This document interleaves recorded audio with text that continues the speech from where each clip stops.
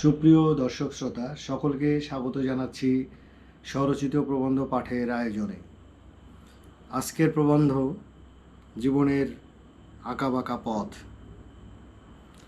উপচে পড়া মায়াবী সৌন্দর্যের গ্রাম, চারদিকে সুন্দরের ছড়াছড়ি। আঁকাবাঁকা সড়কের দুপাশে সবুজ ধান ক্ষেত, মাটির ঘরের চারদিকে ফসলের আগায় নাচন। মাটির ঘরগুলোর জীর্ণতা হারিয়ে গেছে গাঢ় সবুজের ছোঁয়ায়। নীল আকাশের নিচে সাদা মেঘের ছুটে চলা যেন সাদা কাগজে শিশুর প্রথম পেন্সিল ধরে নির্ভীক স্বাধীনতায় মেতে ওঠা। গ্রামের পথের বাঁক যেখানে, নদীর বাঁকও সেখানে, চোখের আড়ালে কেউই নয়।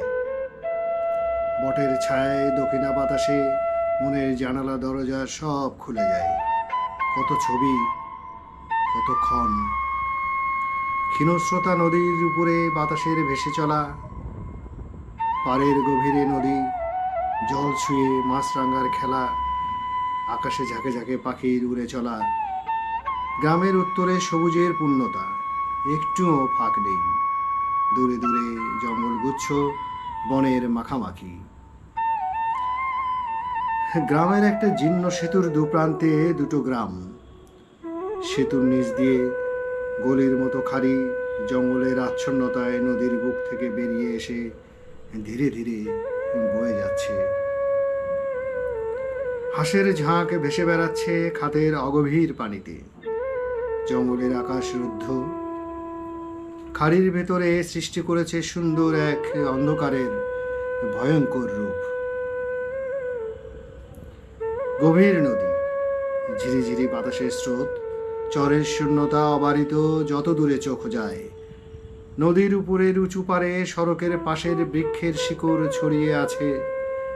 ভেসে থাকা শিকড় ধরে ধরে পাড়ের ঢাল বেয়ে চরে নামতে হয়।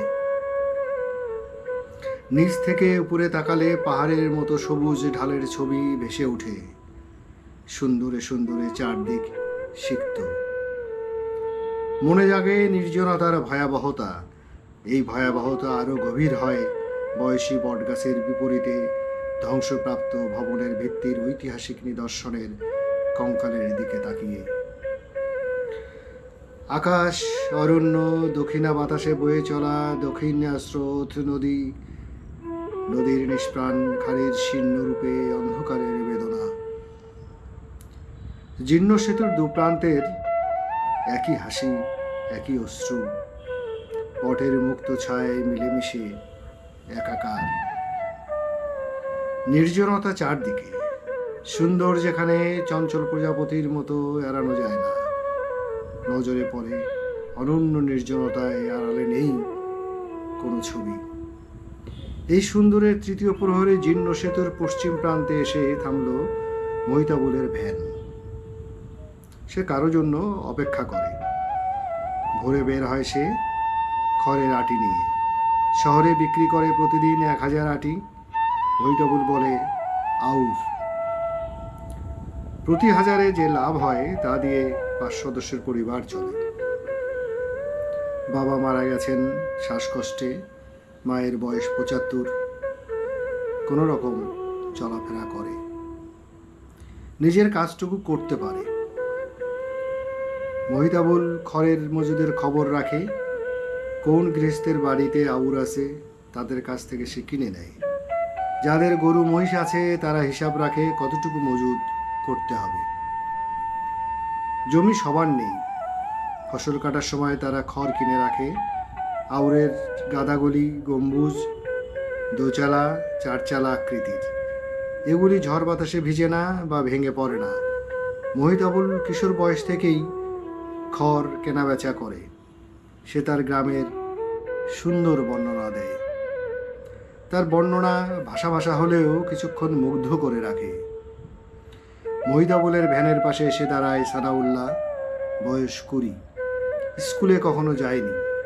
কৃষিকাজ আর রাজমিস্ত্রির যোগানদারের কাজ করেছে সে। ইটের ভাটায় কাজ করেছে কিছুদিন। গাছের গোলা উপরে তুলতে গিয়ে কোমরে ব্যথা পায় সে।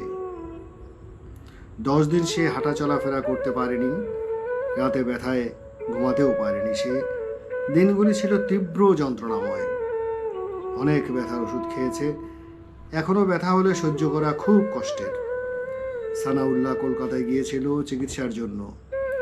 বাংলাদেশের হাসপাতালে তার কোমরে অনেক ছবি তুলেছিল। সেগুলো দেখে কলিকাতার ডাক্তার বলেছে অপারেশন করতে হবে। ওখানে রগ ছিঁড়ে গেছে। সে গরিব মানুষ, অপারেশনের টাকা পাবে কোথায়? তার বাবা পেটে খাটে। সানাউল্লাহর হাঁটতে কষ্ট হয়। ব্যথার ওষুধ প্রতিদিন খেতে সে ভয় পায়। কিডনি নষ্ট হয় ব্যথার ওষুধে। সানাউল্লাহর হাতে ভাত তরকারির বাটি, গামছায় বাঁধা। নদীর পাড়ে নৌকা বাঁধছে বাবা আর বড় ভাই। দুপুরের খাবার নিয়ে যাচ্ছে সানাউল্লাহ। সানাউল্লাহর চোখে মুখে কষ্টের ছবি। প্রিয় সুন্দর গ্রামের কোথাও সে আলো দেখতে পায় না। তার চারদিকে শুধুই অন্ধকার।